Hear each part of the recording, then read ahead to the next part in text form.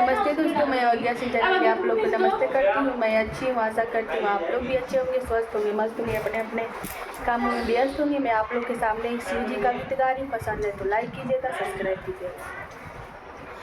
गौरा फूल लोढ़े गईले फूलवरिया, संग में सहेलिया ना। गौरा फूल लोढ़े गईली फूलवरिया, संग में सहेलिया ना।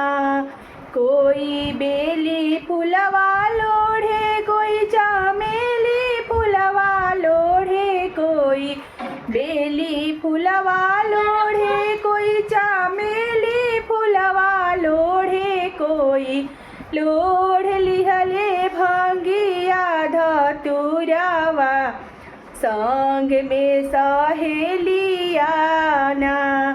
कोई बेली फूलवा लोढ़े, कोई चमेली फूलवा लोढ़े, कोई लोढ़ लिहले भंगिया धतुरवा, संग में सहेलिया ना। कोई राम बरवा मांगे, कोई श्याम बरवा मांगे, कोई मांग लिहले शिवायाड़ भंगिया, संग में सहेलिया ना।